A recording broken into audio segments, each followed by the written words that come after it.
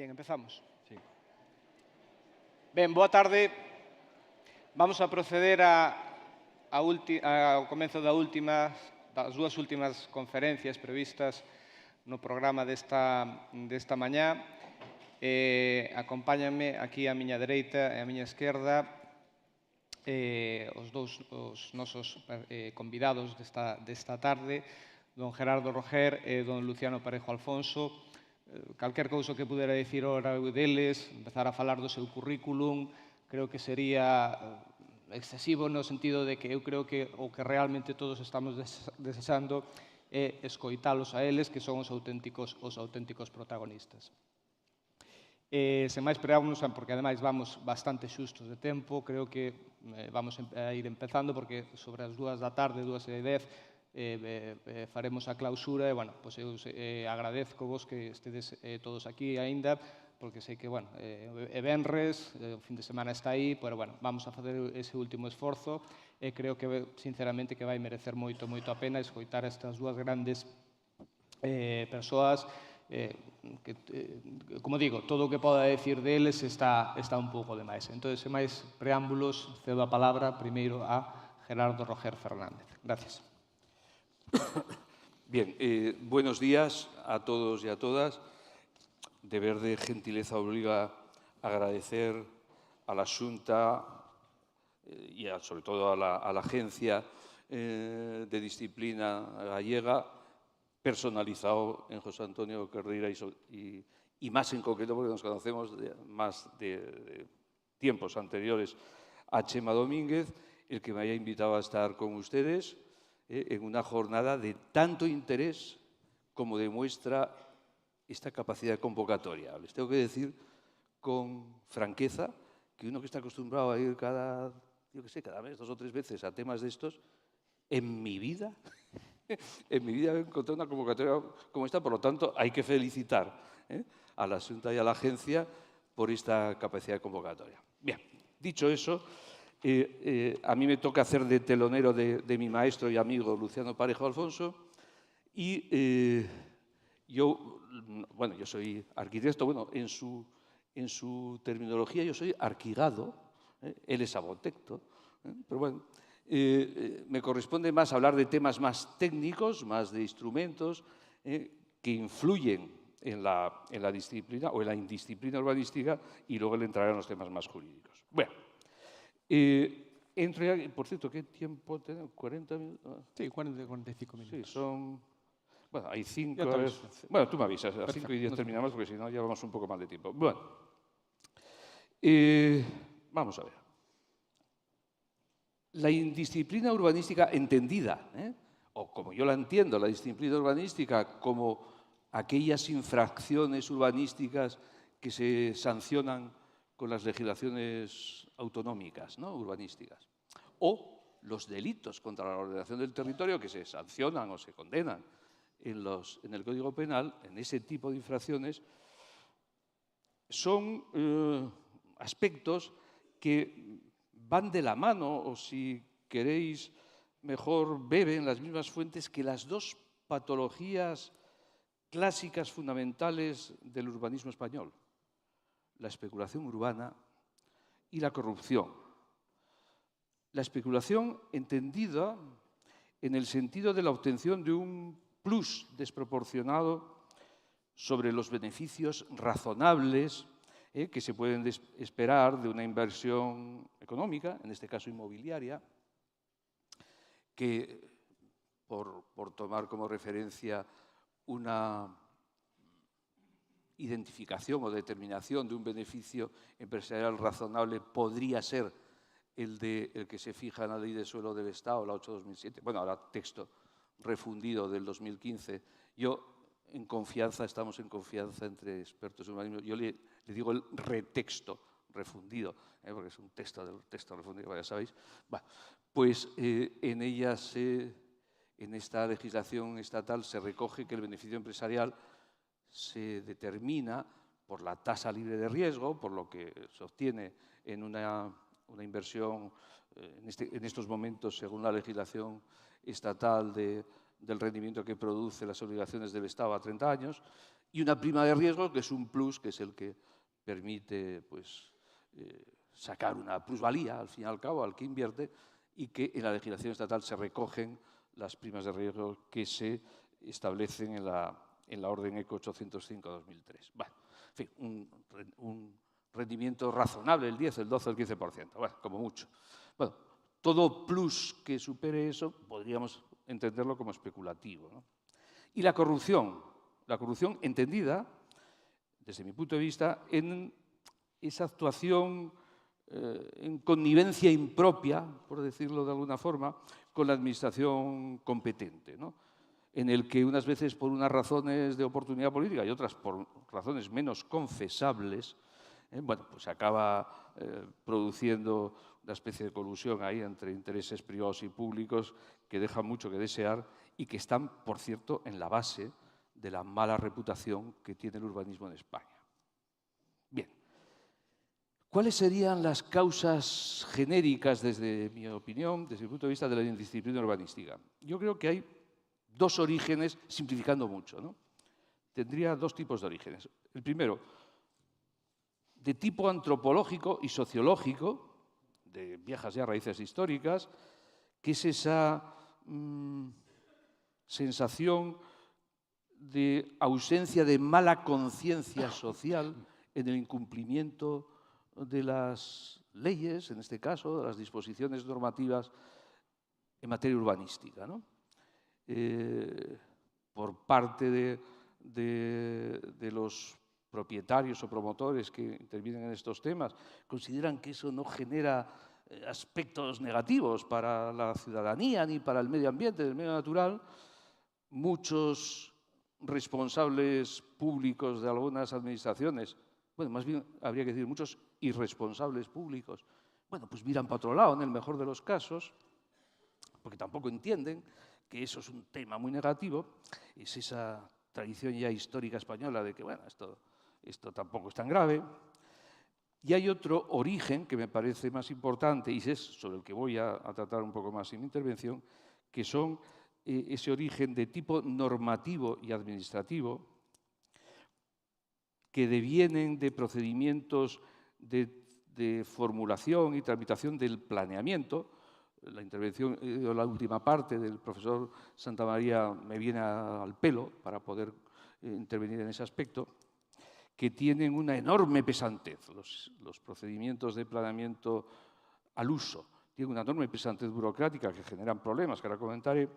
Y luego hay tipos de instrumentos de gestión bastante ineficientes respecto a su práctica aplicativa y sobre todo, y lo que entiendo más peligroso, bastante opacos al control social y político de los mismos, y me explicaré, ¿no?, ahora a lo largo de la intervención. Bien, ¿qué posibles soluciones habría para estos dos tipos de orígenes de la indisciplina urbanística, de las infracciones o los delitos contra el territorio que se cometen? Bueno, a las causas estas antropológicas y sociológicas, lo único que cabe es una profundización progresiva de la conciencia social, de que poco a poco se vayan asumiendo que el territorio es único, que tiene unos valores medioambientales enormes, que ahora que ya se empieza a concienciar, bueno, menos el señor Trump y algunos otros, que el cambio climático parece que no les afecta, pero bueno, tiene una enorme afección en el territorio, en el cambio climático, en el medio ambiente y natural, y que en cualquier caso esta concienciación social progresiva se podrá ir paliando poco a poco. Yo cuando estaba escribiendo esta chuletita anoche y tal, decía, bueno, me recordó, y lo he apuntado aquí, la educación para la ciudadanía, ese debate que ha habido tanto en los planes y leyes de educación en España, que la educación para la ciudadanía, tal, ya sabéis, todas estas historias. Bueno, yo creo que es un elemento perfecto para que cultural y educacionalmente vayamos respetando a lo que es la urbanidad, más que el urbanismo, ¿no?, la urbanidad y el respetar, al fin y al cabo, los intereses generales. Bien, sin embargo, las causas normativas, ¿cómo se podrían paliar los problemas originados por las causas normativas. Hombre, aquí sí ya cabe una determinación de voluntad política de poder reformular dentro de los instrumentos o de los códigos legislativos, reformular los instrumentos de planeamiento y de gestión con dos fines fundamentales, ¿no? El primero sería la agilidad administrativa. No podemos seguir, como ahora comentaremos, con unos planes, como decía el profesor Santamaría, omnicomprensivos, etcétera. Bueno, ahora comentaré de eso y que duran montones de años. Y el segundo fin o finalidad o objetivo que debemos de buscar para el cambio de estos instrumentos sería la transparencia procedimental, que cualquier ciudadano entienda lo que se está haciendo, porque no se entiende, ¿eh? Yo llevo 40 años, o 40 y tantos, en el mundo del urbanismo, en la Costa del Sol, en Andalucía, en Valencia, en Madrid, etcétera. Bueno, en varios sitios sí. Tengo que decirles claramente que no, que todos los procedimientos, incluso de información pública, etcétera, vienen arrastrados o lastrados de capacidad de entendimiento por los ciudadanos. Y me explico. Bueno, vamos a entrar ya, si os parece, bueno, vamos a tutearnos, porque la mitad nos conocemos y somos todos del mismo gremio, ¿no? De estos viciosos del urbanismo, que por lo que veo este vicio está exacerbado, por lo menos en los últimos tiempos, ¿no? Vale. Vamos a hablar del planeamiento general. Me he alegrado mucho cuando he oído al profesor Santamaría hablar de estos temas, porque yo coincido absolutamente. Somos herederos de un modelo de planeamiento que nada tiene que ver con la sociedad actual. Nuestros planes omnicomprensivos, como muy bien los calificaba el profesor Santamaría, son planes, como sabéis, que dicen qué es lo que se puede hacer en cada metro cuadrado de suelo del término municipal, esté en la Plaza Mayor o esté en el Quinto Pino, ¿no? Y dice qué uso se puede poner y qué edificabilidad tiene que desarrollarse. Y luego vienen las tipologías, las ordenanzas morfológicas y tipológicas. Dice que ocuparán el 30% y serán 4 plantas más ático. Bueno, y en algunos casos te dicen los planes hasta el color de las fachadas y no sé qué, ¿no? Bueno. Realizar eso para todo un término municipal a 10, 15, 20 años vista, eso lo que hace es, o eso responde a una sociedad estable, estática, poco dinámica, que evoluciona muy despacio en el tiempo y que, por lo tanto, bueno, pues se pueden prever a medio o largo plazo lo que se puede hacer. Pero en sociedades dinámicas, como las que estamos en España, en estos momentos, en Europa, pero vamos, en España, esto no tiene nada que ver con la realidad. Aquí los urbanistas nos transformamos en Nostradamus, o lo que es peor, en Rappel. Tenemos que empezar a pensar qué es lo que se va a hacer dentro de 10 o 15 años. Esto, como dicen en Valencia, es un destarifo. Esto no tiene ningún sentido. Pero es que eso comporta, además, que, claro, formular un plan en el que bajamos casi a diseñar la manija de la puerta, lleva, como decía el profesor Santamaría, pues a hacer 2 o 3 cajones, y lo pronuncio bien, cajones, aunque también podríamos utilizar el otro término, de una complejidad enorme que se tarda en redactarlos 3 o 4 o 5 años y que la tramitación se tarda otros 3, 4 o 5 años. Y si además le sometemos a los informes sectoriales, que cada vez son más. El otro día en Valencia con un amigo estábamos analizando cuántos informes sectoriales recibe un plan general. Son 47 informes sectoriales. Y mañana serán 48, porque cada vez el covachuelismo, y perdónenme el adjetivo, el covachuelismo administrativo cada vez es mayor y cada vez sale un departamento que dice que no, que tengo que hacer un informe preceptivo y vinculante. Bueno, eso, claro, lleva a hacer unos documentos de tal complejidad que los alcaldes y los ayuntamientos es que les entra el telele primero cuando lo están redactando y luego cuando lo tienen que revisar. Yo no conozco al alcalde que hace un plan general que luego le queden ganas de volver a revisar ese plan. Nada. Fijaros que, claro, estos planes no distinguen, hay un aspecto que desvela claramente lo erróneo, ¿no?, de este modelo de planeamiento, no distinguen entre lo que tiene vocación de permanencia y vocación de coyuntura. Porque cuando estamos formulando un modelo territorial para un municipio o para varios municipios, si es un plan territorial, bueno, pues ahí planteamos, bueno, pues los grandes viarios, las autovías o las carreteras de circunvalación, los grandes parques, los grandes usos. Aquí va a haber una actuación de, yo qué sé, de 20 hectáreas o de 100 de vivienda unifamiliar, aquí de plurifamiliar, aquí unas actuaciones de VPO, aquí un polígono logístico industrial o terciario, tal. El esqueleto, lo que es lo estructural que se llama en muchas leyes urbanísticas y que responde, yo creo, bien a este concepto, que es lo que tiene carácter de permanencia y que ahí es más difícil que nos equivoquemos.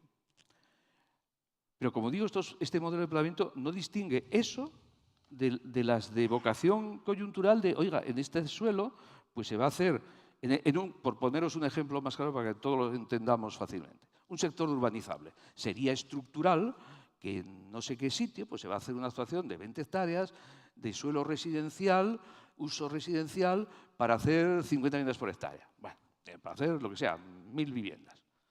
Bueno, eso es lo estructural.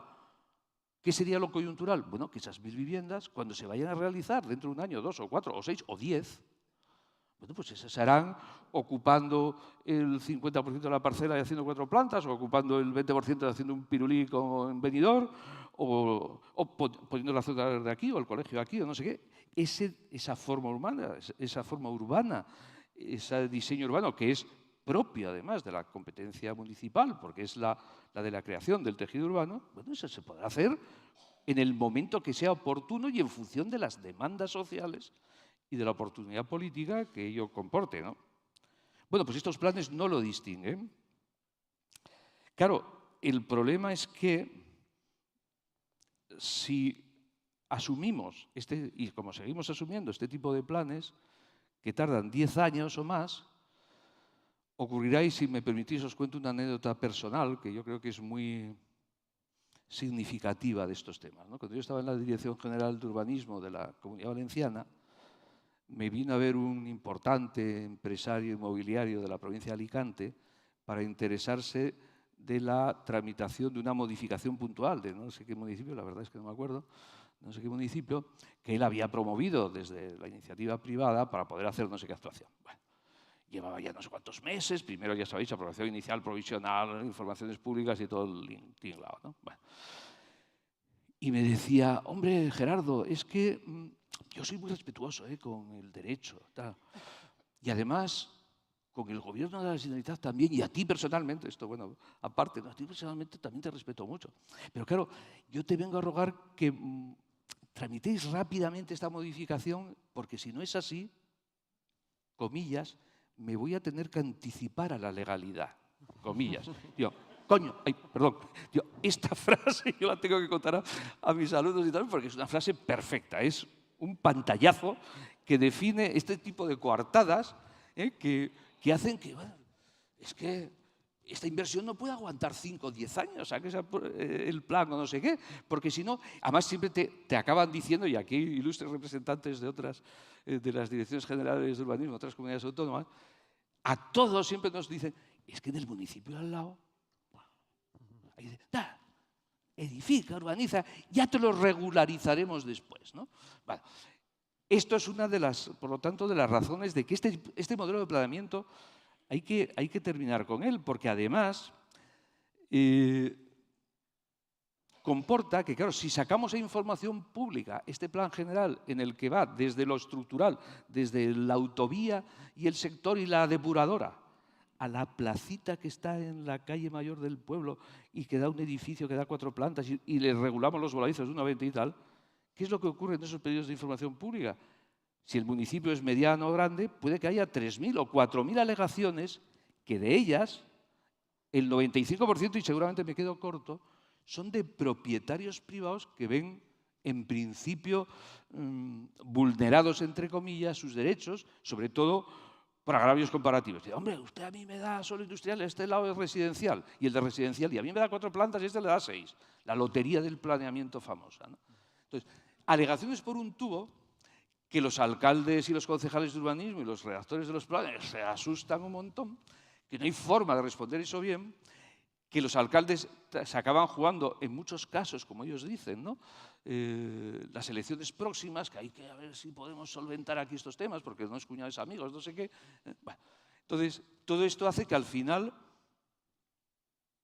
los árboles no dejan ver el bosque, ¿eh? Y al final los planes se convierten en tal. Bueno, ¿cuál sería la solución desde mi punto de vista? Bueno, es una solución que ya está puesta en marcha en alguna comunidad autónoma, ¿eh? Que es adecuarnos a los planes estructurales, a los structural plans y tal de anglosajones y tal, que hay, bueno, en montones de países de nuestro entorno, en el que nadie hace un plan omnicomprensivo. Se hace lo que es el plan estructural, que es para entendernos, es un plan que se recoge una memoria informativa, justificativa, unas normas urbanísticas globales para las grandes previsiones, y 5 planos o 10 planos a escala 1, 5.000 o 10.000 de lo que es el esqueleto. Eso es mucho más fácil de redactar. Eso no le toca las partes sensibles de los propietarios, porque ahí no dices que aquí la plaza, aquí el voladizo, aquí el no sé qué, sino que es el tema global. Te permite, por lo tanto, analizar el bosque sin entrar en los detalles. Viene a ser casi como una especie de programa electoral de ese equipo de gobierno, que incluso los informes sectoriales son más amplios, ya no entran tanto en el tema. Por lo tanto, su formulación y tramitación, en vez de ser 10 años, puede ser 2 o 3. Y eso permite, bueno, eso sería lo que aprobaría la comunidad autónoma, el gobierno, bueno, la comunidad autónoma o los consejos insulares, en fin, la institución supramunicipal que en función de sus estatutos de autonomía y tal tengan esa competencia. Y el tema de la ordenación detallada, pormenorizada, esa vuelta que se le da al microscopio y que bajamos a escala 1.500 o 1.100, esas serían ya planes de ordenación detallada, de ordenación pormenorizada, que el ayuntamiento podría ir desarrollando, siempre cumpliendo las determinaciones de la ordenación estructural, pero en función de la coyuntura y de la demanda social. Y bueno, y el ayuntamiento sí, cuando tramitara el plan especial del centro histórico, o el no sé qué del ensanche, o el sector de urbanizable de tal, bueno, ahí tendrá alegaciones y no sé qué de los propietarios que se sienten afectados, pero de esos, no del resto.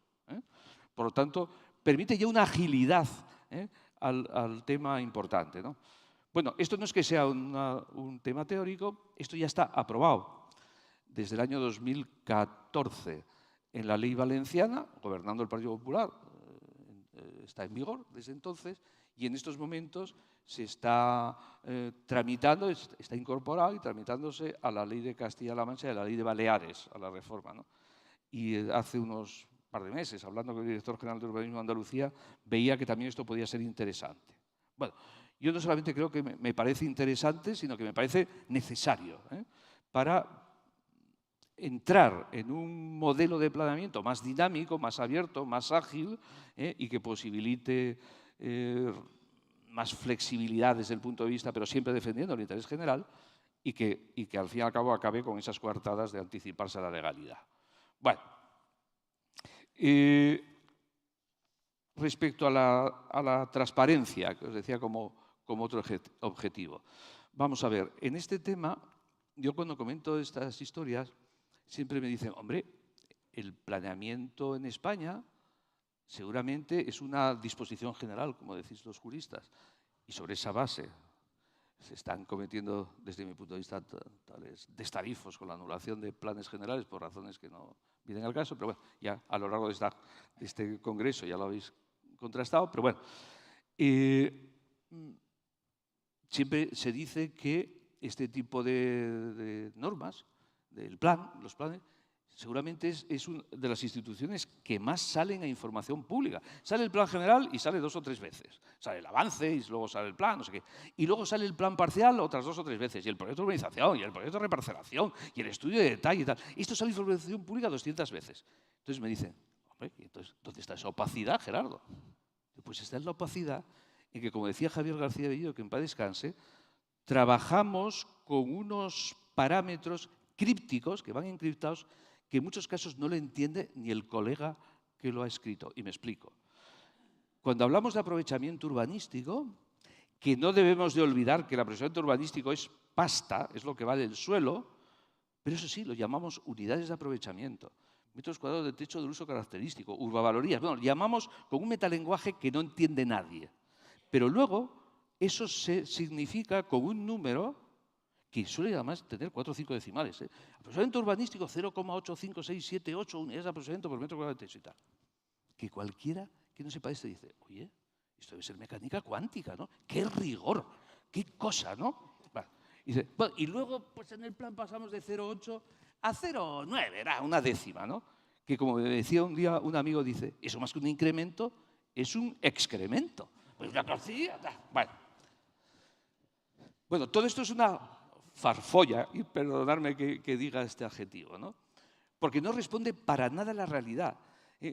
Opera, se llega a esos números mágicos, encriptados, como decía Javier, que para descanse y tal, de una forma, yo qué sé, utilizando unos coeficientes de ponderación que no tienen nada que ver con la realidad, con los valores del suelo, etcétera, ¿no? Bueno, pero sobre todo es que el ciudadano no entiende nada. No entiende nada. Bueno, pues afortunadamente esto ya no es que haya que hacerlo o haya que innovarlo, está ya. Desde la ley de las 3 R's apareció un documento que se llama Memoria de Viabilidad Económica, que es un documento jurídico-económico que obliga a que ante cualquier alteración de aprovechamiento, es decir, por ejemplo, pasar de no urbanizable a urbanizable, ¿no? Que en todo caso sería un proceso de reclasificación, o dentro ya del clasificado, en el urbano, pues pasar de industrial a residencial o de residencial con 52 hectáreas a 60 o lo que sea.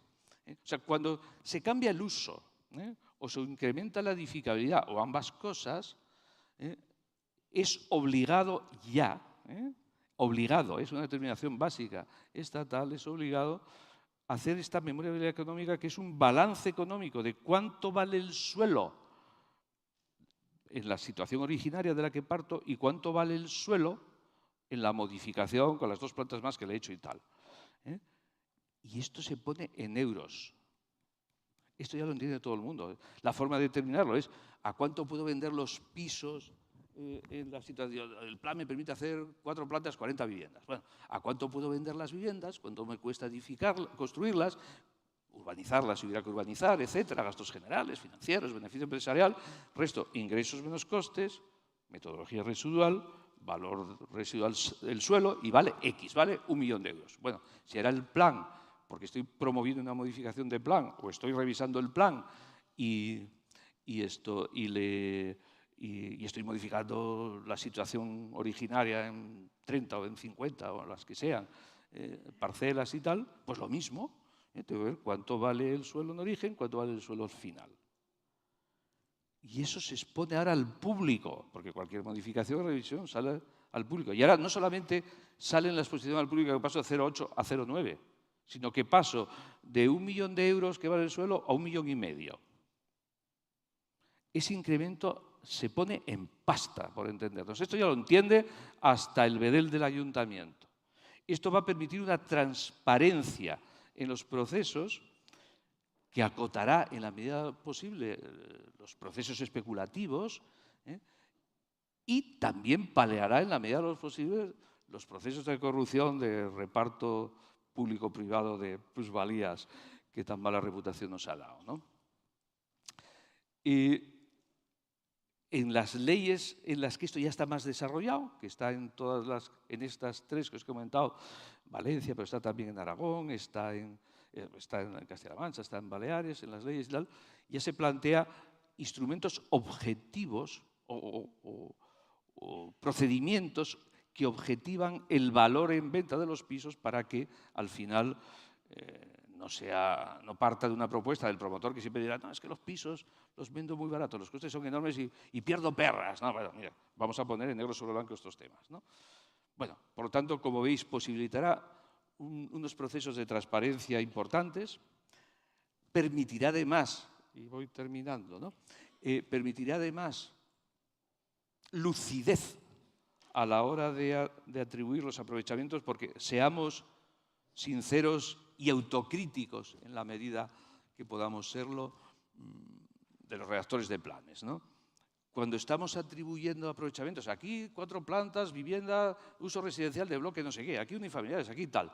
Bueno, utilizando esos coeficientes mágicos injustificados normalmente, pues decimos, no, es que el aprovechamiento tipo medio es 0,8358. Bueno, pues el más alejado de esto tiene 0,90 y el que menos 0,70, tienen un aprovechamiento análogo.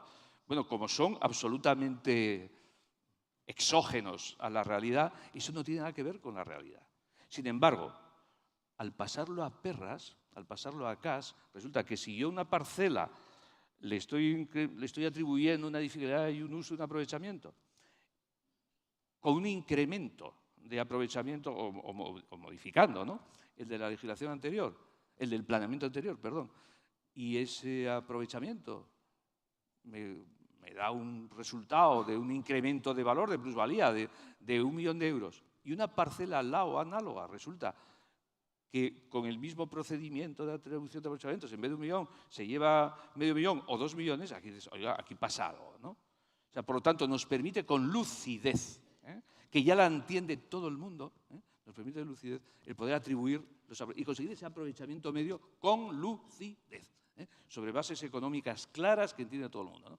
Bueno, esto, lo ideal es que en las legislaciones autonómicas se regule, se desarrolle, porque claro, en la legislación estatal, como ya sabéis, son determinaciones básicas y que son meros pantallazos estructurales y que exige pues, un procedimiento un poco más desarrollado y que ya en algunas leyes está bastante bien desarrollado, ¿no? Bueno, yo creo que con este modelo de planeamiento general y con este modelo de gestión en los procesos de reclasificación y de recalificación de suelo, que es donde surgen los problemas y las patologías de aplicación del urbanismo, se podrán resolver en la medida de lo posible los temas de indisciplina urbanística.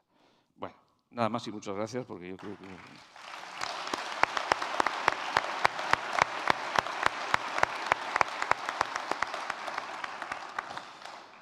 Moitas gracias, Gerardo.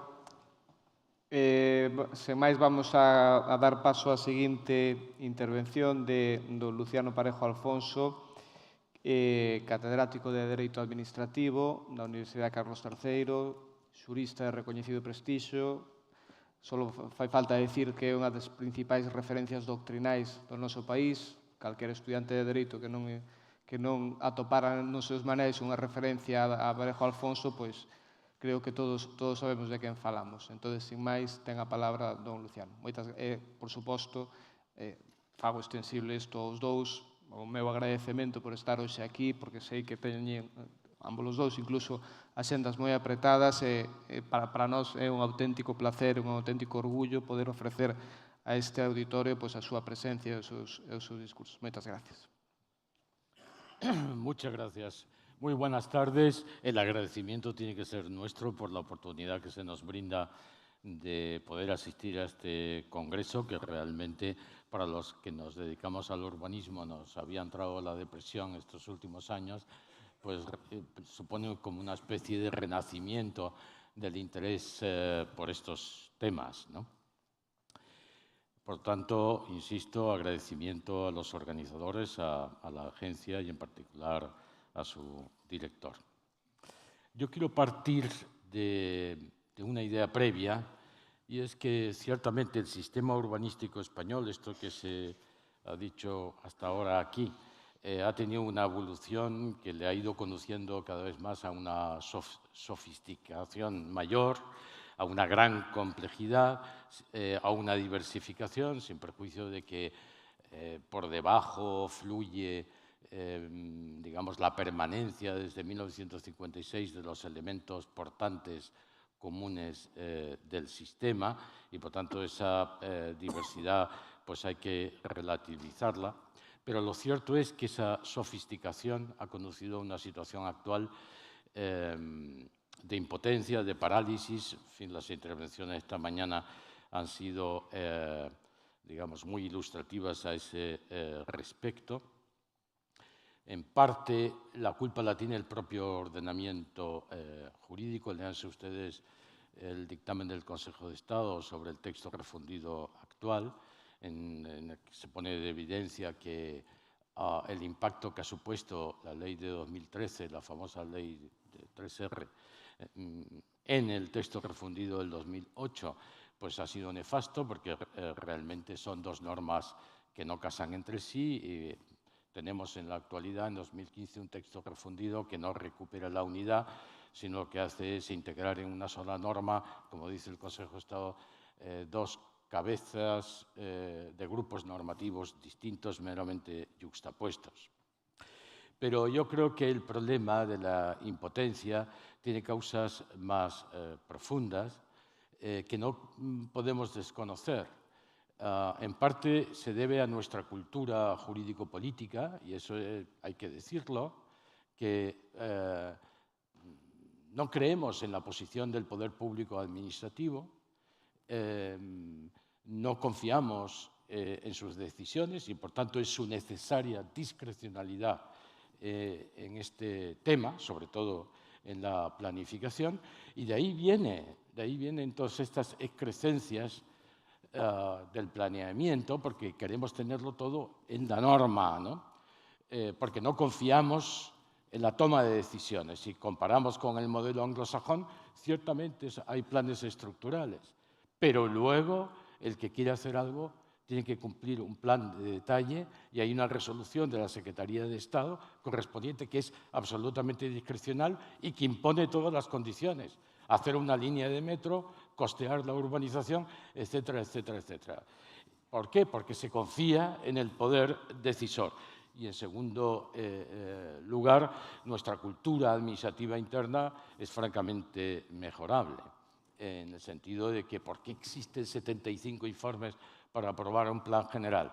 Pues porque no hemos sido capaces de crear una cultura administrativa, como por ejemplo, sin embargo, los italianos, que seducentemente parece que tienen un sistema peor que el nuestro, pero han logrado implantar las conferencias intersectoriales, en donde todas las administraciones se reúnen y adoptan en común la decisión, cosa que nosotros teníamos en 1956, con la Comisión Central de Urbanismo y las comisiones provinciales de urbanismo, y lo hemos hecho desaparecer a partir de 1957 progresivamente.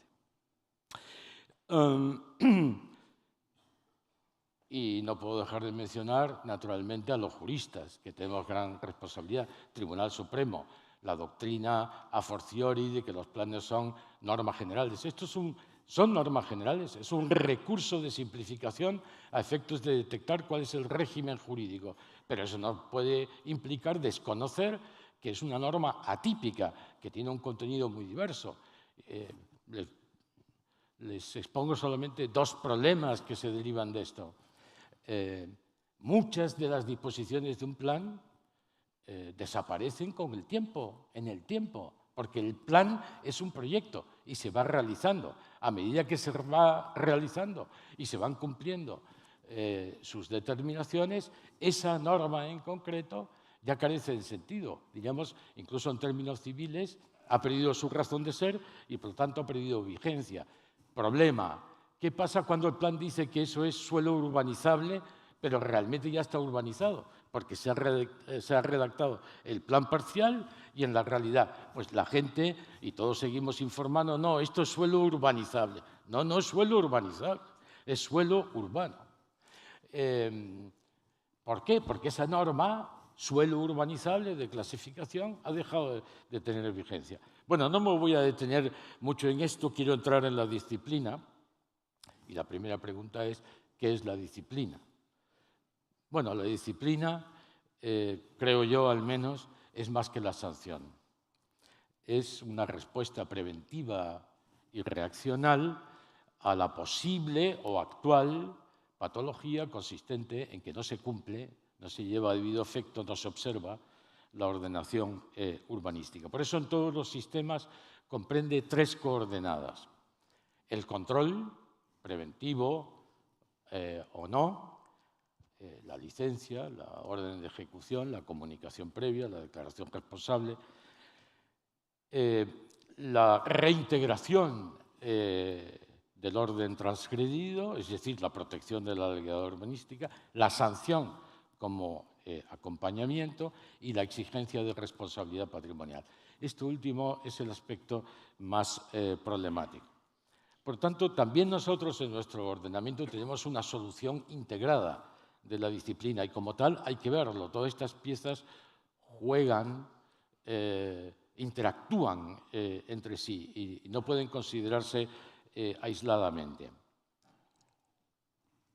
Esto, como tantas otras cosas, procede de la ley del suelo del 56. Lo que pasa es que luego la ley del 75 aquí introdujo una confusión, entronizó, magnificó el concepto de infracción, que es un concepto relacionado con el derecho sancionador, y eso ha contaminado las otras piezas de la disciplina urbanística. Una de las cosas que tenemos que hacer es cepillar este aspecto y repristinarlo. Esa contaminación intentó controlarse a través del reglamento de disciplina del texto refundido posterior al texto refundido de 1976, pero no obstante toda la legislación autonómica ulterior quedó contaminada y solo ahora, muy recientemente, se está recuperando. Un caso de recuperación loable, creo que interesante, es justamente la ley gallega. De todas maneras, en lo que respecta al control, es decir, la pieza de intervención como pieza de la disciplina urbanística, hay que llamar la atención ya de entrada en que realmente nuestro derecho no se ha acomodado al impacto que ha supuesto la directiva Bolkestein y su transposición muy defectuosa, como ya se ha dicho, en nuestro ordenamiento interno. Eso lo veremos en la ley gallega. Yo me voy a tener un poco el derecho positivo porque me parece que es lo que se solicitaba de nosotros y tiene además repercusión en el fenómeno de la indisciplina, de tal manera que a partir de 2011, justamente por las quejas que hubo contra el sistema español, por la influencia en el mercado inmobiliario de la inversión extranjera, se ha producido una inversión de la regla tradicional del silencio positivo en silencio negativo, que hoy está consagrada en el texto refundido, en el artículo 11, números 3 y 4, y ahí se plantea una serie de contradicciones, porque subsiste la prohibición de la adquisición de derechos, ¿no?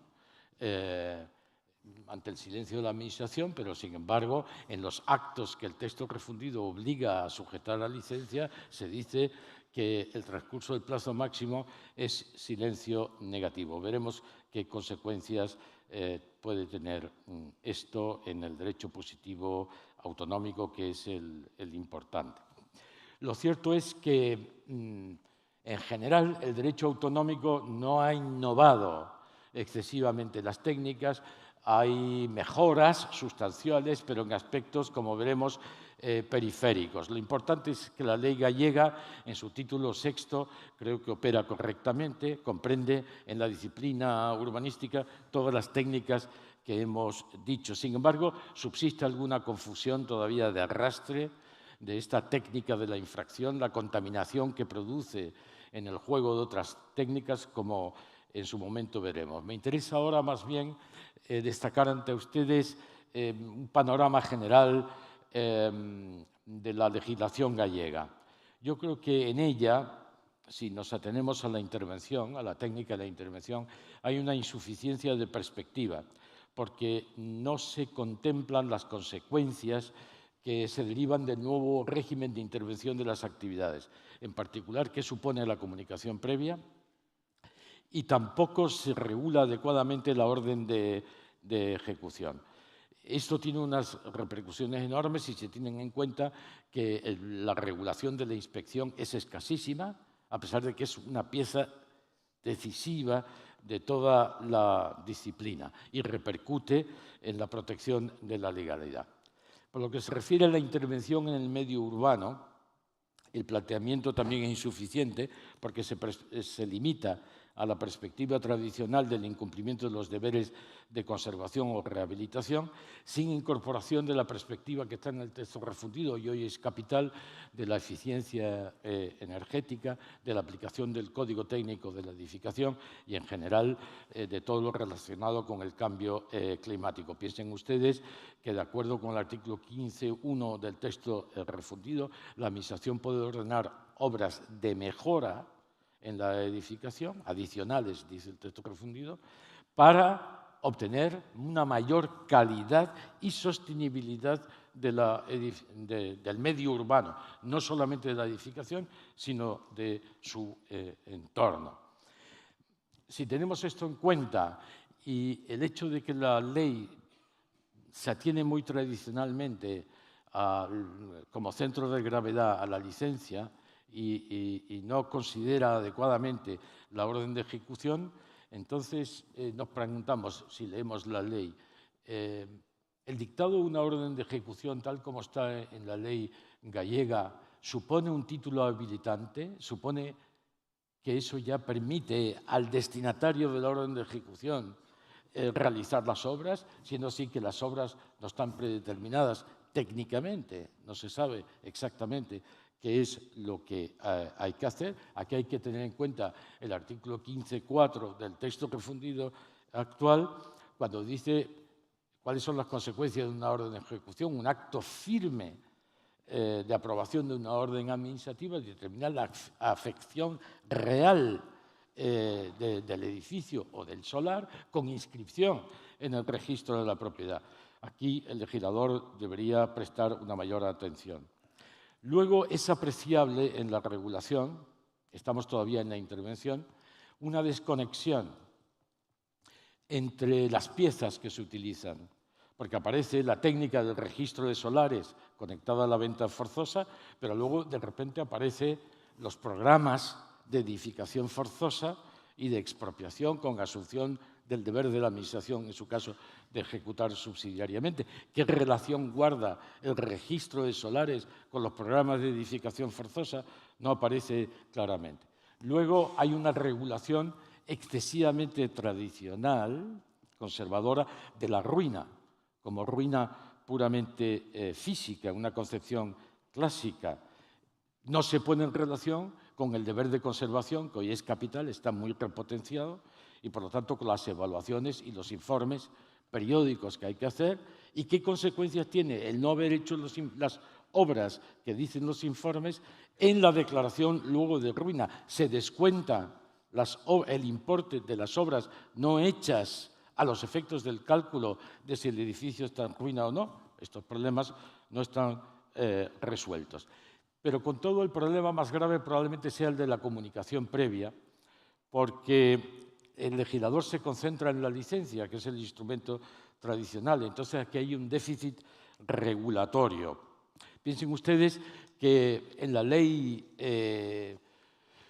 gallega se habla aquí luego de título habilitante. ¿Es que la comunicación es un título habilitante? ¿Quiere decir que la ley convierte un acto privado en un acto administrativo presunto de sentido positivo? ¿O es que no sé, es un acto administrativo sui generis? Pero además, una vez que entonces, porque dice, si hay una respuesta positiva de compleción de la documentación, cuando el texto refundido no dice eso, dice comprobación.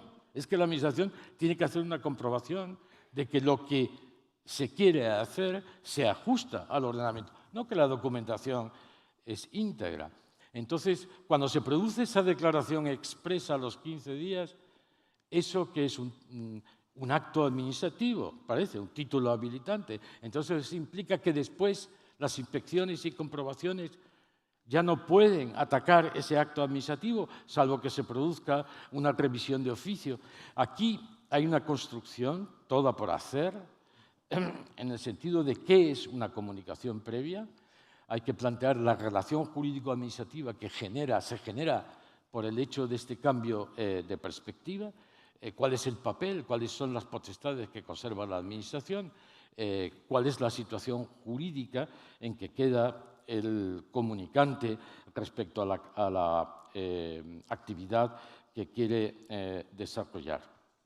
Bueno, no me puedo detener, luego haré alguna otra mención porque quiero por lo menos aludir a los grandes problemas estructurales también del ordenamiento en general, pero quiero destacar que la ley no regula la inspección y esta es una pieza capital de toda la disciplina. Si la Administración no tiene la información necesaria, no puede actuar correctamente, conforme a la legalidad primero, y no puede ser tampoco eficaz.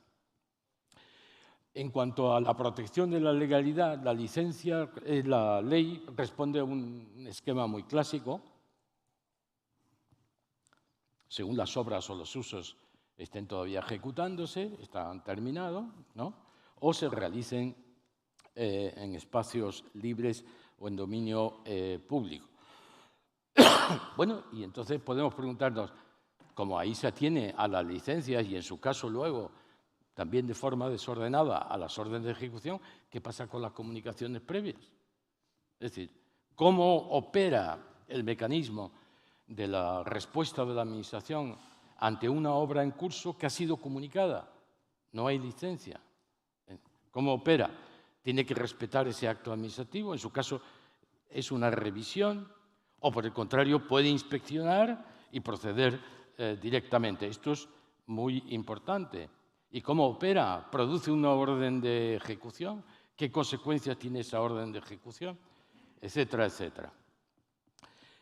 Subsiste aquí además un problema estructural al que haré referencia luego, que es la confusión enorme que hay en la disciplina entre lo que es prescripción, dónde juega la prescripción, dónde juega la caducidad y si esas dos instituciones operan en la protección de la legalidad urbanística o solamente operan en las otras piezas. Lo veremos.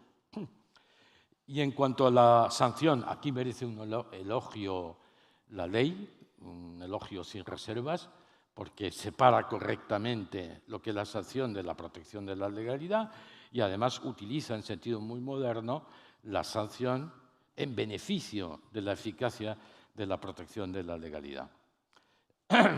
Aunque aquí es donde subsiste algún desliz terminológico, porque el artículo 155.2 utiliza el término infracción, pero la infracción es un término técnico que solamente es aplicable a aquella inadecuación a la ordenación que esté tipificada como tal, mientras que en la protección no hace falta esa tipificación, sino que es una inadecuación respecto a la ordenación urbanística. Esto debería ser corregido. Bueno, dicho esto, que es un panorama general, a mí me gustaría, siquiera sea, y ya voy mal de tiempo, o sea que tendré que ser muy sintético, aludir en tres partes primero a los problemas estructurales que impiden, yo creo, el buen funcionamiento del sistema,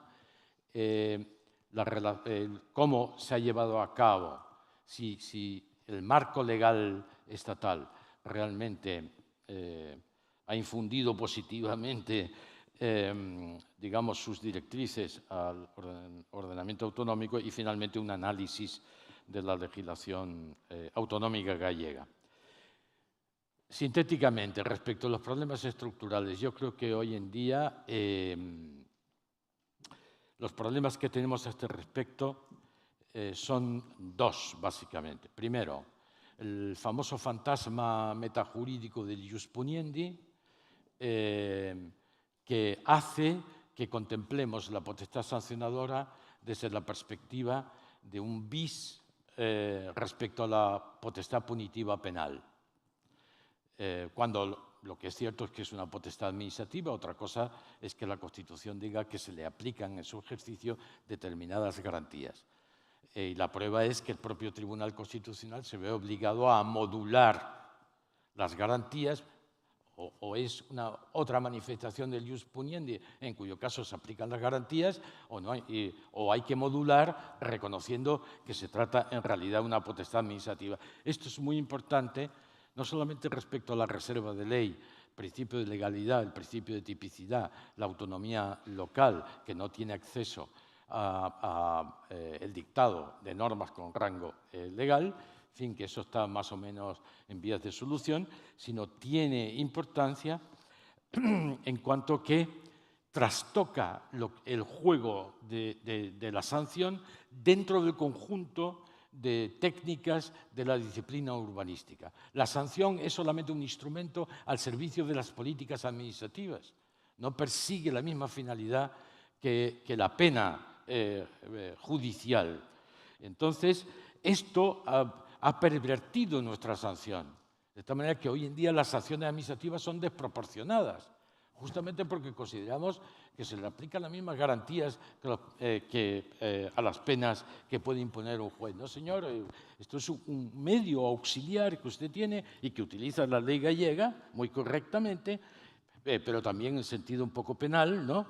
A usted le rebajo hasta el 90% siempre que me reponga la realidad a su estado primitivo. O sea que hay una perversión. Por ejemplo, la aplicación del comiso en el urbanismo, que es una técnica prácticamente, digamos, penal, le decomiso los instrumentos del delito o las grandes cantidades que se imponen por sanciones. La segunda cuestión es la acción pública. Aquí nada más que quiero decir, la acción pública muy bien, pero tenemos que tener mucho cuidado porque en la práctica se ha traducido en un instrumento de chantaje urbanístico y pervierte el sistema. Hay verdaderos especialistas en este asunto que viven de este asunto. En Madrid es verdaderamente tremendo lo que ocurre a este respecto ante las grandes actuaciones. Esto no tiene verdaderamente arreglo ni a escala autonómica ni probablemente a escala estatal, pero la jurisprudencia sí que podría, y hay alguna sentencia, sí que podría, sin negar la acción pública, decir, hombre, por lo menos demuestre usted algún nexo de conexión con el asunto que se está discutiendo, a los efectos de evitar los disparates que están ocurriendo. Bueno, pero para ir un poco a más velocidad, más grave me parece el derrumbamiento total del derecho urbanístico y el derecho administrativo general como instrumento de realización efectiva de las políticas públicas administrativizadas. Si se administrativizan determinadas políticas es porque hay una interrelación estrecha entre la normación, el programa y la ejecución sistemática de ese programa para hacerlo realidad. Y esto implica una responsabilidad con relevancia constitucional desde el principio de división de poderes del poder público administrativo. Y esto está fallando por virtud de la criminalización, el empleo instrumental del derecho administrativo a los efectos de la política criminal y por la entrada cual pavía del juez penal en el campo del derecho administrativo. Y eso está perturbando hasta el funcionamiento de la administración. En estas condiciones, realmente debemos producir una reacción importante. Yo no puedo entrar en todos los detalles ahora, me llevaría muchísimo tiempo, pero sí la constatación de que realmente la administración pública urbanística no está en la actualidad en verdaderas condiciones de aplicar el programa a que responde su razón de ser.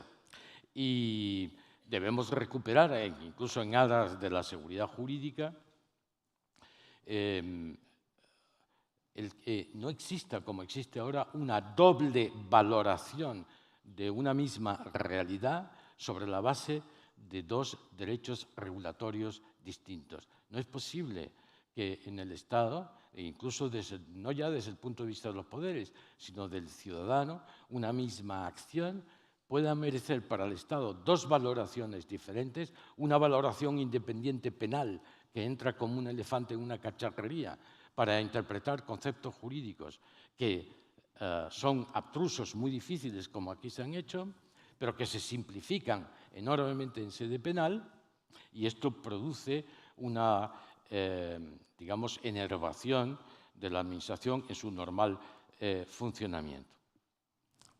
Porque, en definitiva, el resultado es una arbitrariedad, y la arbitrariedad no se puede tolerar ni en la normación ni en la aplicación. Sin motivo suficiente, el Estado de Derecho no debe permitir que unos mismos hechos para el Estado sean A o sean B. Esto no puede ser. Bueno, no puedo entrar en el tema, pero queda al menos la idea. Aquí debería producirse una reacción. ¿Cómo se puede producir esto? En la medida en que no somos capaces, a pesar de todas las invocaciones a la Smart Regulation y que vamos a normar estupendamente, en España se norma fatalmente, el ordenamiento jurídico es un caos y no creo que ahí podamos resolver nada. Pero por lo menos podría cumplirse la doctrina del Tribunal Constitucional de que cuando la cuestión administrativa, y en el urbanismo esto es así prácticamente siempre, sea determinante para el enjuiciamiento penal de un asunto, debe sustanciarse una cuestión prejudicial. La jurisdicción penal dice que es que eso retrasa mucho. Vamos, es con lo que tardan normalmente los jueces penales en producir años y años, 15 que tienen instrucción, dicen ahora que una cuestión prejudicial les va a dilatar excesivamente. En todo caso, eso se podría resolver regulando debidamente la cuestión prejudicial. O bien podríamos recurrir a la solución anglosajona. ¿Por qué tenemos que ir a la tipificación? Lo que llaman los alemanes la impronta administrativa del derecho penal, es decir, meter categorías, conceptos y técnicas jurídico-administrativas en los tipos penales. ¿Por qué tenemos que proceder así? ¿Por qué no hacemos como los anglosajones? Confían en la Administración y entonces lo que hace el juez penal es proteger a la Administración. Es decir, ¿qué es delito? Delito es obstruir la inspección, desobedecer a la Administración, desobedecer resoluciones administrativas, órdenes de ejecución, etcétera, sin entrar en la tipificación sustantiva. Porque ya existen delitos que permiten entrar, por ejemplo, el de prevaricación. No hace falta que probablemente que vayamos a crear esta playa de delitos que por demás, además, se aplican concurrentemente, porque, en fin, mientras que se aplica el non bis in idem respecto de la sanción, en derecho penal no parece que rija el bis in idem. En una misma acción, si hay normas penales concurrentes, puede dar lugar a 5 delitos, 70 delitos y te aplican todas las penas. Bueno, segunda gran cuestión estructural, y aquí sí que voy a ser muy telegráfico. Tenemos que reconstruir todo nuestro derecho administrativo acerca de las relaciones recíprocas entre las policías administrativas. Es decir, estamos muy evolucionados cuando la relación jurídico-administrativa es entre administración y ciudadano. Pero ¿qué ocurre cuando es una administración la que pretende el acto y está la policía administrativa urbanística? Aquí hay dos temas. ¿Está sujeta la otra administración materialmente a la ordenación urbanística? En nuestro derecho eso está resuelto. Pero en la práctica no es así, porque las excepciones han ido creciendo en las leyes de tal manera que las administraciones sectoriales pueden hacer lo que quieran realmente sobre el territorio. Esto deberíamos replantearlo. Y segundo, está el problema de la vinculación formal, que yo creo que es el mal peor que hay en España. ¿Puede una administración que ejercita una competencia, velando por ella, producir actos administrativos ejecutivos que incidan en la esfera competencial de acción de la otra administración? Por ejemplo, ¿puede un municipio parar una obra de la Administración del Estado, produciendo un acto administrativo, o una sanción, someterla a disciplina. Bueno, esto es una cuestión realmente que solamente aquí no se ha teorizado. Aquí es normal que un alcalde actúe, por ejemplo, con un acuerdo pleno de reparar una carretera que va a lo largo de una playa y, sin embargo, sin cuestionamiento de esa autonomía ni del acuerdo plenario y su validez y su ejecutividad, ser objeto el alcalde de un expediente sancionador por parte de Costas e imponérsele la multa. Bueno, esto es una cuestión realmente importante que está resuelta en España y sobre la que habría que reflexionar. Pero, en fin, para que nos dé tiempo, aunque sea a decir algunas cosas sobre el tercer paquete, primero, ¿qué pasa con la disciplina desde el marco legal básico? Primero, telegráficamente, a pesar de que desde la ley de 2007 hasta el texto refundido actualmente vigente ha habido un cambio de óptica y el destinatario de la acción urbanística y, por tanto, de la disciplina, no solamente el propietario, no solamente es el promotor, no solamente es el titular de una licencia de uso, sino es el ciudadano que debe respetar la ordenación urbanística, debe respetar los jardines, los espacios públicos, los bancos, etcétera. No se ejercita, no se cumplen los deberes que están en el texto refundido. Hay que ampliar los destinatarios de la disciplina. ¿Por qué? Porque la ciudad no es una corporación de propietarios. La ciudad es un espacio de la ciudadanía. Y esto es un movimiento mundial, además. Esto tiene que ver también con la inspección, con las órdenes de ejecución, pero, en fin, no puedo entrar en ello. ¿Qué pasa con el tema de las edificaciones y los locales cuando hay una orden de cese del uso? Artículo 11.5 del texto refundido. Bueno, pues realmente aquí el texto refundido ordena, digamos, que la Administración adopte todas las medidas, pero eso no tiene reflejo en la legislación autonómica ni cómo se hace. Pero, sobre todo, aparece algo que dije al principio, aparece una pieza suelta de la disciplina que está irresuelta, como está irresuelto también en términos generales en el derecho administrativo. ¿Qué pasa con la responsabilidad cuando no es la Administración, sino la Administración también tiene que contemplar los perjuicios de terceros, es decir, de personas privadas? Le puede imponer en el procedimiento administrativo de reintegración de la legalidad. Bueno, es una cuestión discutida, pero está en el 69 de la Ley de Procedimiento Administrativo y en el 28.2 de la Ley de Régimen Jurídico. Hay que abordar esa cuestión. Pero sigamos en el artículo 29 también del texto refundido. Informe de evaluación, sus consecuencias, ligazón con la ley gallega que no está debidamente resuelta a mi juicio. También del texto refundido,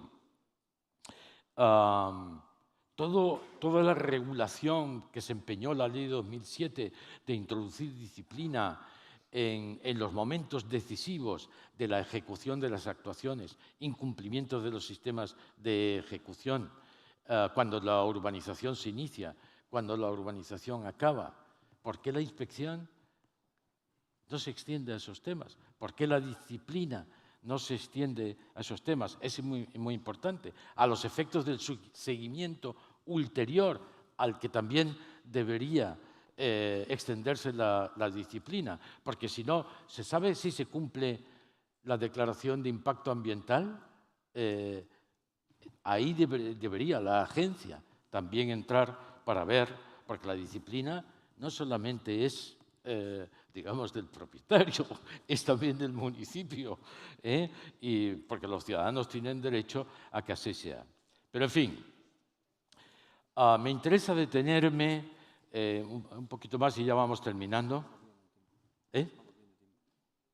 ¿Tenemos tiempo o no? Es que yo iba a toda velocidad. en la creencia de que iba a venir alguien importante.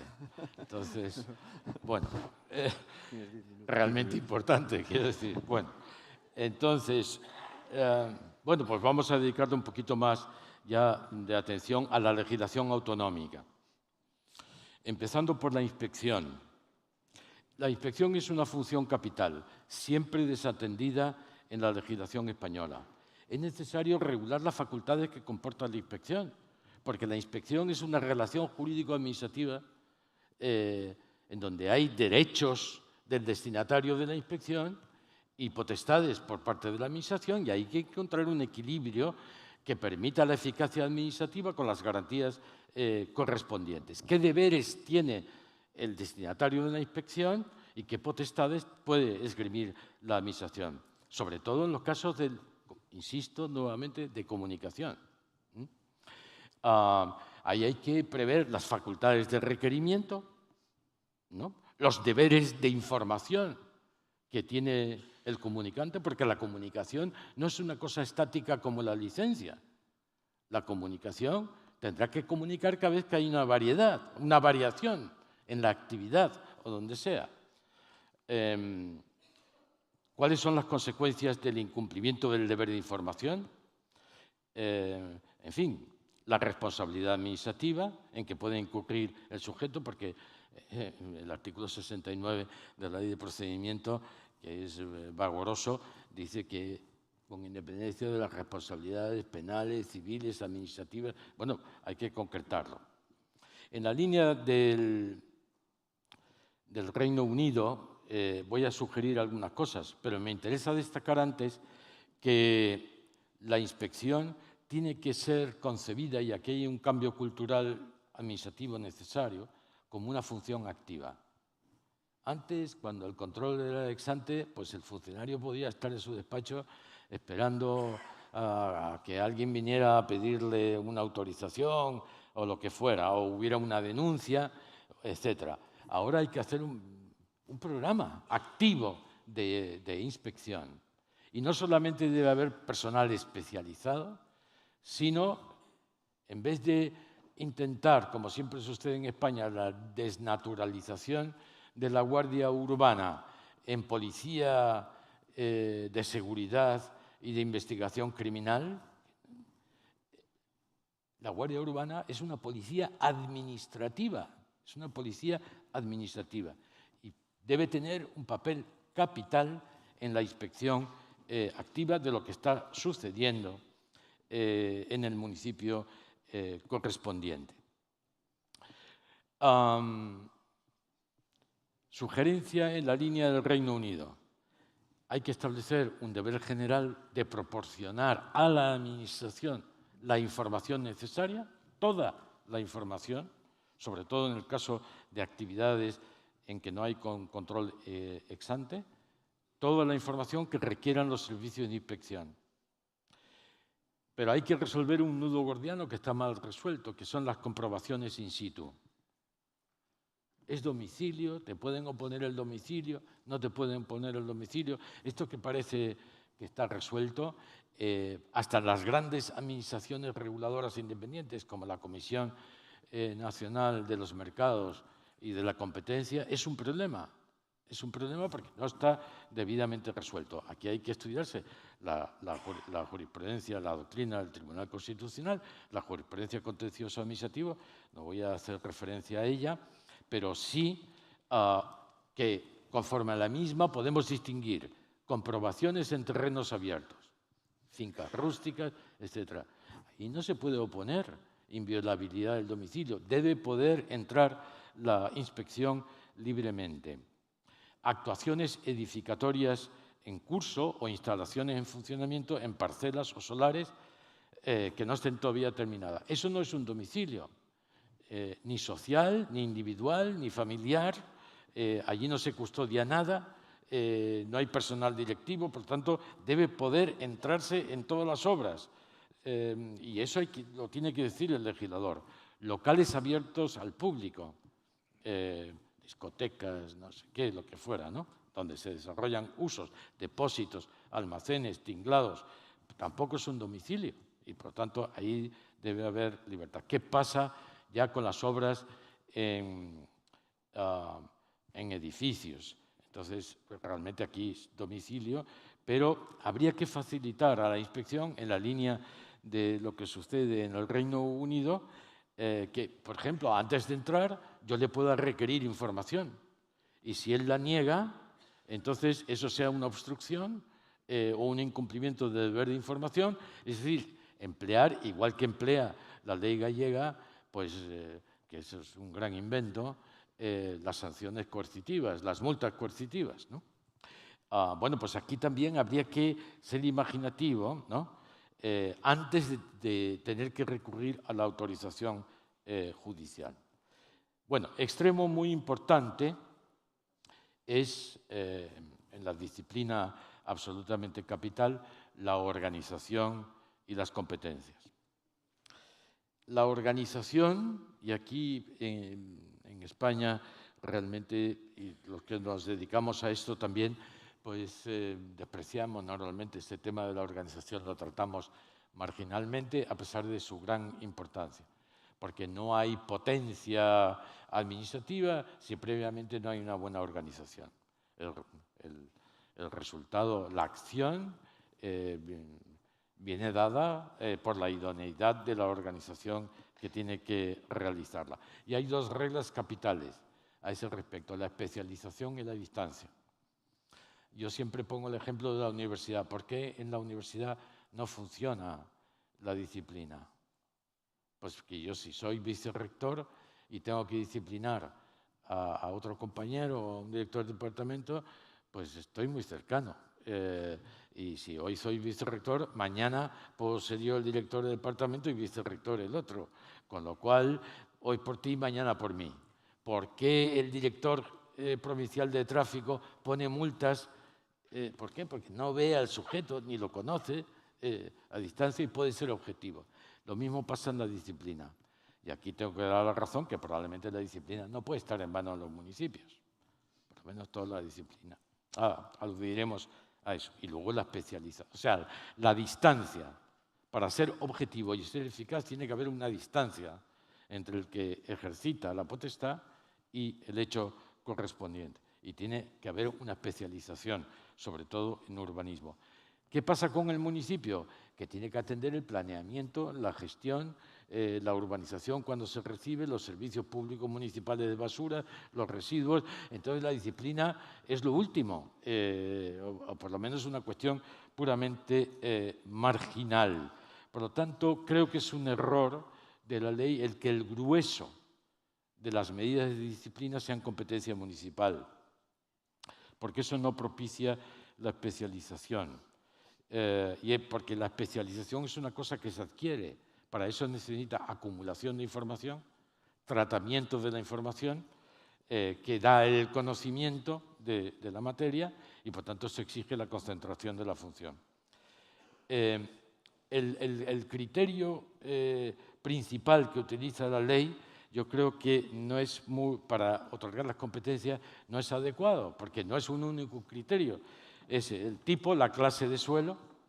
Por cierto, que en fin, no me resisto a decir que, porque esto es uno de mis caballos de batalla, la clasificación es una de las técnicas que debería desaparecer de la legislación española porque produce unas distorsiones verdaderamente brutales y seguimos insistiendo en ella a pesar de su innecesariedad total. Porque esta sí, la clasificación sí que produce derechos anticipadamente. Tiene su papelito y dice que eso, y el régimen jurídico dice que eso tiene un régimen determinado y tiene un valor cuando todavía no se ha hecho nada ahí. Cuando lo que le interesa al urbanismo es qué es lo que se puede hacer y cuánto se puede hacer y cómo se puede hacer. Aquí, acullá o donde fuera.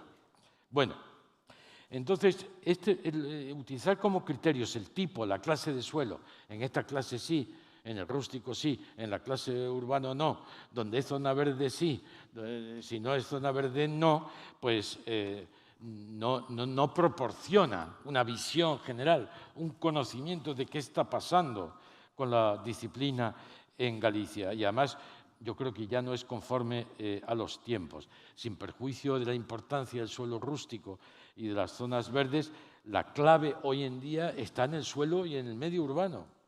Es donde realmente hay que proporcionar la calidad de vida de los ciudadanos, la calidad medioambiental incluso.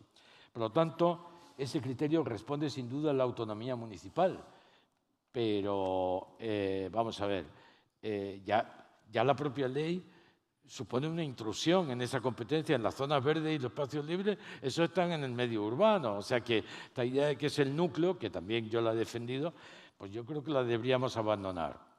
Y luego la fórmula consorcial de la agencia obvia el problema de la competencia, porque el ayuntamiento tiene que trasladar, tiene que adherirse. Por lo tanto, no hay lesión de la autonomía municipal. Bueno, pasemos ahora, para finalizar, a un elenco de supuestos que deberían atenderse y no están. Incumplimientos no solamente, o sea, mayor atención al menos, no solo en actos constructivos, en usos concretos, sino, como he dicho antes, a lo largo de todo el proceso urbanístico. Es que el urbanismo es un proceso. Y entonces, usted está incumpliendo el sistema de ejecución, pues hay que alertar. Una medida sancionadora es cambiar el sistema de ejecución. Eso es protección a los propietarios que están participando, que están en la Junta de Compensación y que a lo mejor son minoritarios y no pueden hacer valer su voluntad, etcétera, etcétera. Máxime ahora, cuando el texto refundido, hombre, después que con las críticas que hubo en este país con el urbanizador, yo no he oído una sola voz que se haya alterado lo más mínimo con la introducción por la ley de las 3 R's del ejecutor urbano a diestro y siniestro, mediante convenio a diestro y siniestro. Aquí no ha pasado nada. Bueno, pues si eso es una modernización, pues estupendo, pero hay que vigilarlo. Ese asunto hay que vigilarlo, porque dentro del medio urbano ahora realmente los potenciales infractores, los problemas y los potenciales, digamos, destinatarios de una situación de indefensión son los miembros de una comunidad de vecinos, que la comunidad puede empezar a otorgar escrituras de cambio de la comunidad en función de la rehabilitación de la urbanización. La comunidad de comunidades de vecinos, las asociaciones administrativas, las empresas que mediante convenio se introduzcan en la gestión.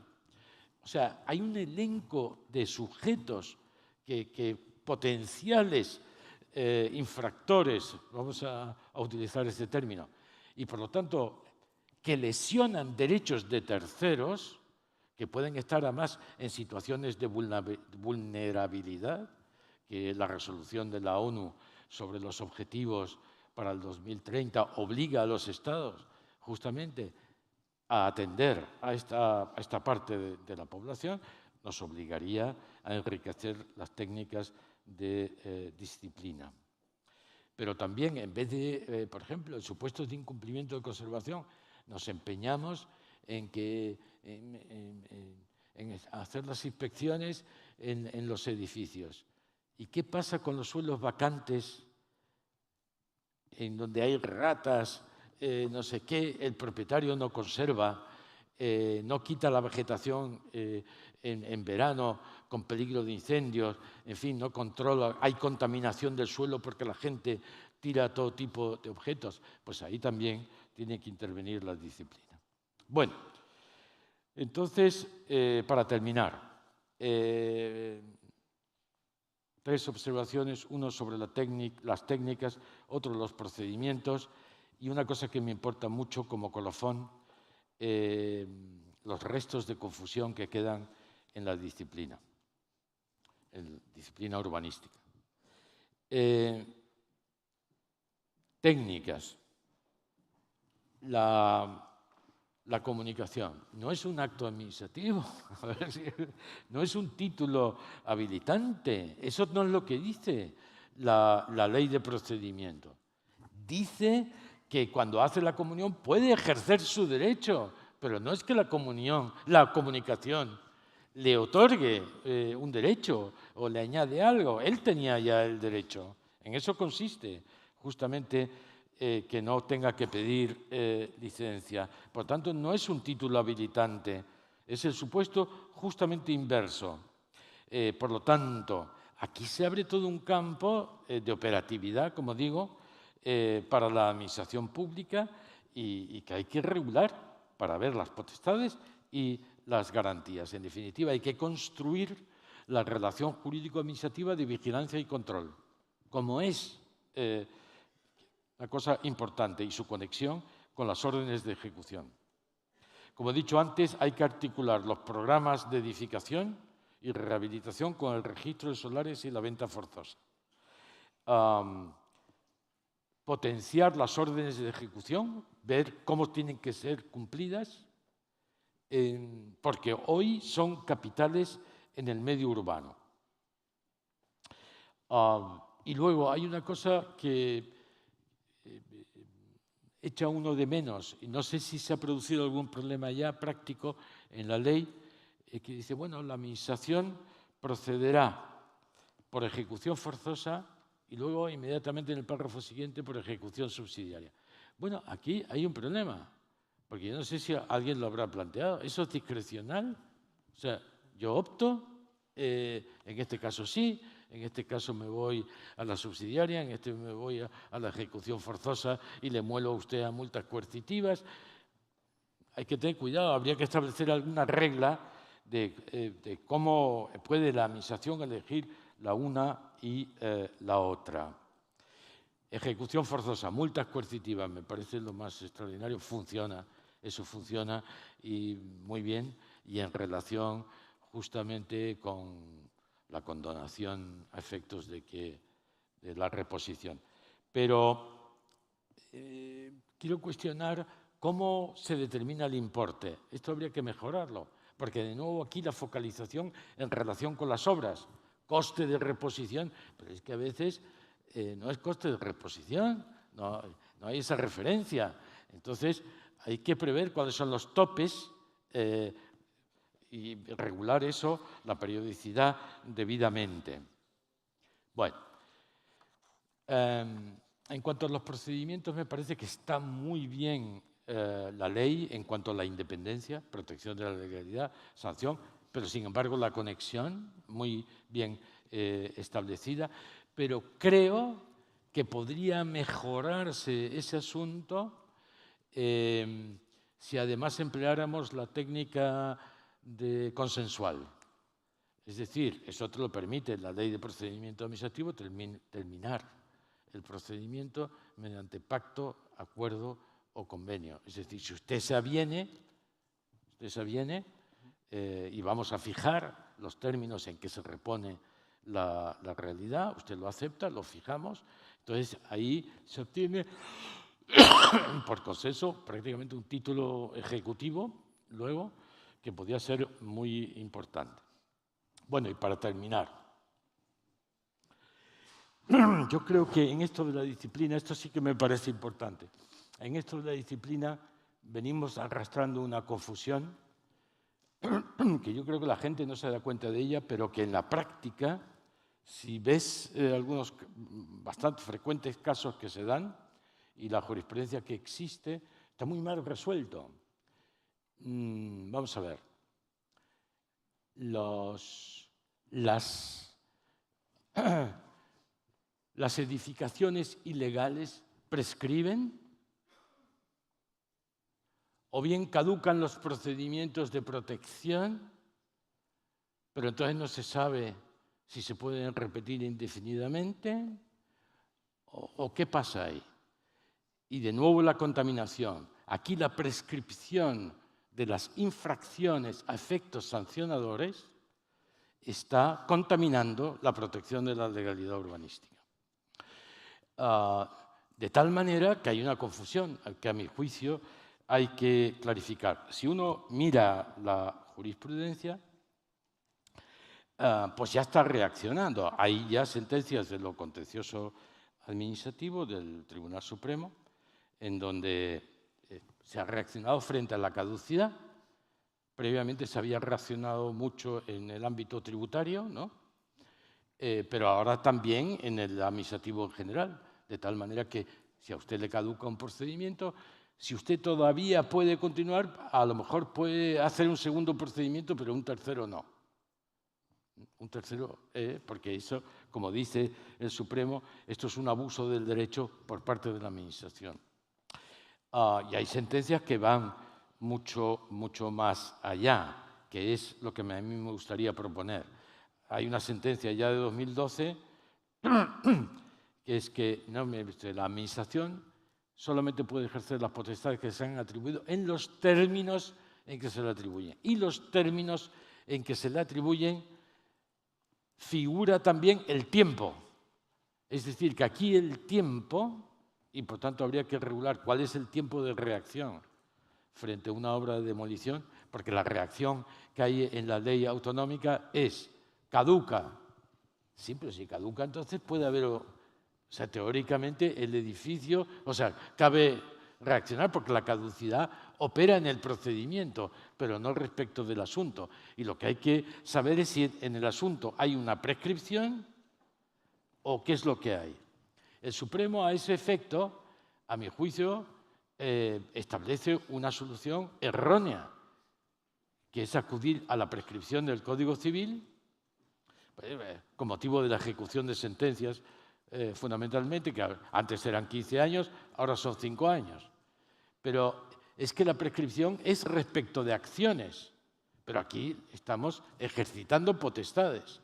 Entonces lo que hay que establecer es un límite temporal al ejercicio de la potestad de reacción. O bien, como en otros derechos, no hay límite. En Alemania no hay límite. Si aquello es ilegal y hay que demolerlo. Hayan pasado 100 años o no. Otra cosa es la sanción. Bueno, pues esto es todo lo que se me ocurre. No se me ocurre nada más. Muchas gracias por haber tenido la paciencia.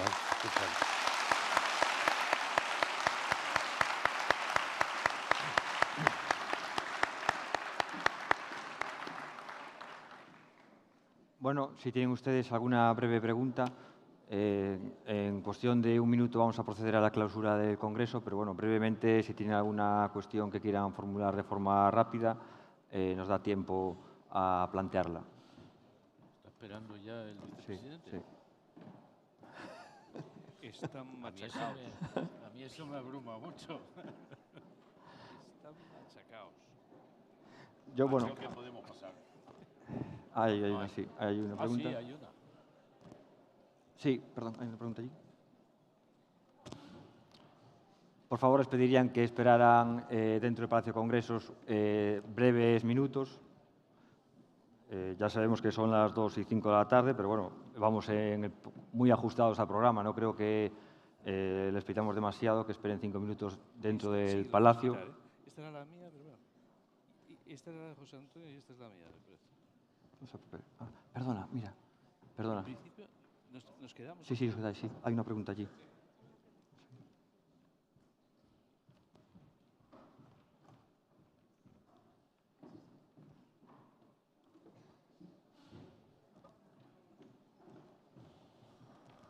Claro, es que Gracias. ya no somos gas.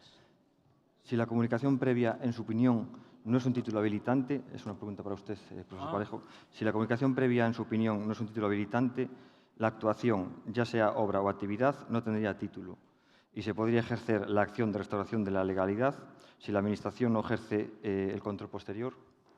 ¿Cuál sería el título habilitante entonces? No, bueno, lo que ha producido la directiva Bolkestein es que tú tienes un derecho a ejercer una actividad sin control de la Administración. El título habilitante es el derecho que tiene el sujeto al desarrollo de actividad. Yo soy médico y tengo derecho a poner mi clínica. Y entonces lo que le digo a la Administración es que yo reúno todos los requisitos y para que usted lo sepa, usted puede comprobar lo que quiera, pero yo ejercito un derecho. El título habilitante no es un acto administrativo, es el derecho que tiene el sujeto a desarrollar esa actividad o a realizar el acto por decisión del legislador. Si usted dice, esta obra se puede hacer sin licencia, quiere decir que se puede hacer sin control administrativo previo. Por lo tanto, el propietario tiene derecho a realizarla, o quien esté habilitado por el propietario. Otra cosa es que la administración tiene potestades de control, que ahora ya no son ex ante, son ex post. Y por eso digo que es importantísimo regular cómo lo puede hacer, qué potestades tienes y qué deberes tiene el destinatario de esas potestades. Y por eso digo que no es un... Porque la expresión título habilitante, ¿qué significa? Eso lo puso la ley del 2007 para no emplear terminología urbanística. Y entonces emplea una expresión genérica, título habilitante. Bueno, pues título, pues una escritura pública es un título, pues también un derecho es un título habilitante. Entonces, el que la ley gallega diga título habilitante, ¿qué quiere decir? No quiere decir nada. No sabemos qué tipo de título habilitante es, si es que es un acto privado que, sin embargo, tiene eficacia jurídico-administrativa, porque la administración no ha hecho nada, la ha hecho el particular, ha escrito una carta a la administración. ¿Es un acto administrativo presunto?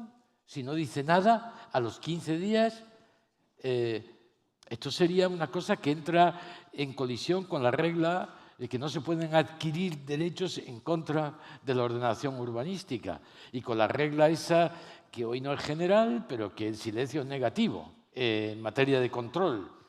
Entonces, lo mejor es decir que no, que sí, que lo puede ejercer, pero entonces yo puedo ir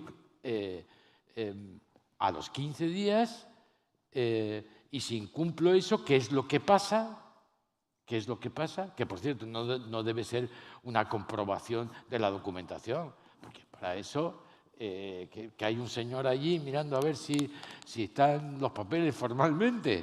Para eso no me parece que esté en la administración. Lo que tiene que producirse es una comprobación de que ese señor es médico, que tiene que ir un funcionario allí de salud pública a ver si aquello, allí puede un dentista abrirle a un señor la boca, o por el contrario, aquello está séptico y no se puede hacer. En fin, tiene que comprobar la legalidad de lo que se quiere hacer. Entonces, cuando pase el plazo, ¿qué ocurre? Porque si existe no la declaración esa que no se sabe lo que es tampoco, sino existe un acto de comprobación de la legalidad, bueno, eso es un acto administrativo ya. Pero si no hay nada, entonces hay que regular qué es lo que puede seguir haciendo la administración respecto de aquello que está sucediendo. Eso es lo que yo proponía. No sé si le he aclarado las dudas o no. Una cuestión también para usted que parece de importancia capital, relacionado. Que tengo otra. En materia de disciplina urbanística, en el caso de parcelaciones ilegales sin licencia, ¿en qué responsabilidad podrían incurrir los notarios y registradores de la propiedad? La legislación gallega urbanística no los contempla como sujetos responsables en el régimen sancionador. ¿Podría imponerse alguna sanción administrativa?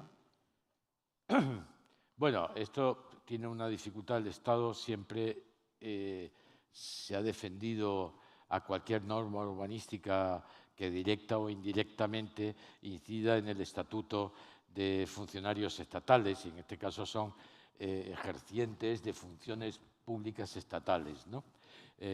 Ejercientes privados de funciones públicas estatales. Los notarios y los registradores más públicos todavía. Pero yo sí creo, no lo he dicho porque llevaría mucho tiempo, que una de las claves de la disciplina es la utilización del registro de la propiedad para resolver muchas cosas. Los derechos de terceros de buena fe, todo eso, ¿no? Ir eliminándolo porque hay una publicidad. Todo aquel en el tráfico jurídico que compra algo, si está todo inscrito, cualquier acto administrativo, hoy que los actos administrativos tienen entrada anotándose en el registro de la propiedad, toda administración debería comunicar permanentemente al registro y los registradores deberían ser más proactivos y establecerse una conexión más estrecha. El texto refundido, hasta cierto punto, ha incrementado esa interconexión. ¿Puede producirse una sanción? Pues la cosa es difícil de contestar, pero yo me atrevería a decir que si lo convertimos el registro de propiedad como debería ser, y al notario también, bueno, notario, declaraciones de obra nueva, terminada o no, lo convertimos en agentes del control urbanístico, como probablemente debe ser, la contrapartida debería ser que pueden ser objeto también de sanción administrativa. Muy bien, muchas gracias. Acabamos hoy la intervención. Vamos a proceder a la clausura del Congreso. Muchas gracias. Muy bien. Claro, claro. Oye, ¿qué hacemos con esto? No, sí, muchas gracias.